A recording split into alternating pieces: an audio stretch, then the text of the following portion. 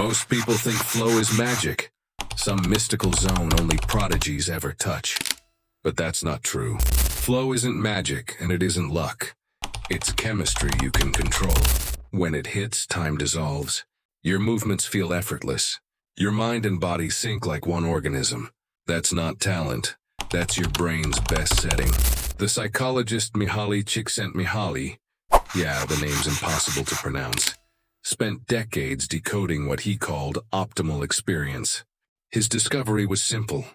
Flow appears when clarity, challenge, and meaning collide. It's not a coincidence. Picture this. You're playing piano.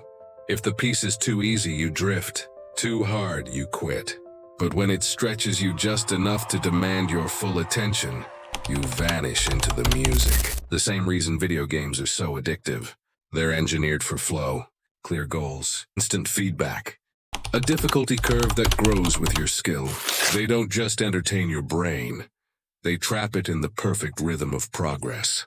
So forget the myth that flow is for the chosen few. Flow is systematic, repeatable, and available to anyone who builds the conditions for it.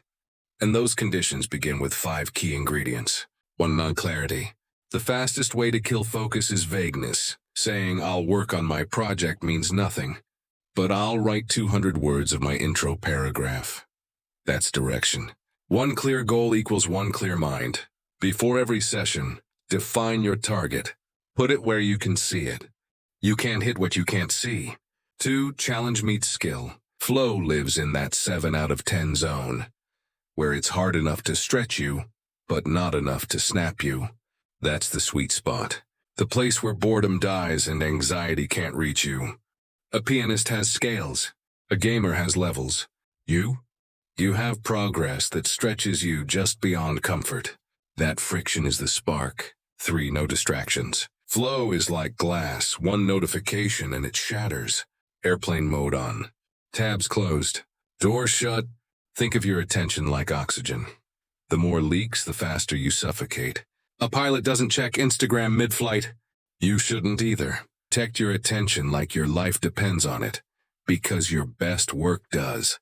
4. Ritual and environment. The brain loves cues. That's why athletes warm up and musicians tune instruments before every show. You need your own ritual. Maybe it's a cup of coffee, maybe a playlist, maybe lighting a candle.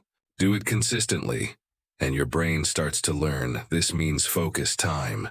Soon you won't even need motivation. Your body will enter flow on autopilot. 5. Intrinsic motivation. Flow hates should. It feeds on curiosity, meaning, and growth. If you're doing something just because you have to, you'll never last long enough to find depth. But connect the task to your own purpose, to mastery, curiosity, or self-respect, and effort disappears. What's left is pure engagement. Now let's build your flow launch sequence. The step-by-step ritual to enter flow anytime. Step 1. Choose one mission. Clear your desk. Silence your phone. Close everything else. Set a timer, 30, 60, or 90 minutes. Step 2. Trigger your ritual. Take 3 deep breaths. Play your track. Light the candle. Repeat the cue until it becomes muscle memory. Step 3. Start tiny. Write 1 sentence. Draw 1 line. Solve 1 small problem. Momentum melts resistance. Step 4. Stay. No switching, no checking. Flow usually shows up after 10 to 15 minutes, not instantly. Be patient enough to earn it. Step 5. Stop early. Leave a sentence unfinished, a thread open. Tomorrow, your brain will slide back in effortlessly. Do this consistently, and you'll train your nervous system to recognize the pattern. Flow won't be random anymore. It'll become a learned reflex. But here's the part nobody talks about. Flow isn't about pushing harder. It's about recovering smarter. How you rest is what separates grinders from masters. Flow is a peak state, and peaks need valleys. If you stay up there too long, you crash. When you're in flow, your brain releases a chemical cocktail. Dopamine, norepinephrine, endorphins. They make you feel invincible, but they deplete fast. And if you never recharge, your focus collapses. Recovery doesn't kill flow, it reloads it. Sleep rebuilds your chemicals. Movement clears stress. Even boredom, yes, boredom, resets attention. Ever noticed your best ideas appear when you stop trying? That's your mind refueling. The stillness is part of the system. Once you respect this cycle, effort, release, recovery, something shifts. You stop living in constant distraction mode.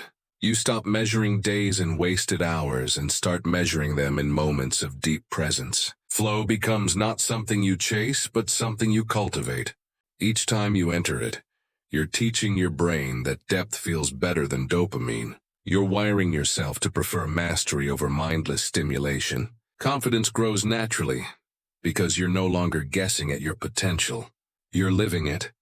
And the beauty is, flow doesn't belong only to work. Shows up anywhere you give full attention. In a workout where time disappears. In a conversation where you're fully present. In a creative burst where ideas pour out faster than you can capture them. Even in quiet moments. Cooking, walking, writing. When life stops being background noise and becomes a vivid experience again. Flow doesn't just make you productive. It makes you alive. Because the goal isn't to touch it once, it's to live there. You don't chase flow. You prepare for it. You create the conditions. You protect the space. You honor the recovery. Do that and focus stops being a fight. It becomes your natural state. And if you want to take it further, watch the next film.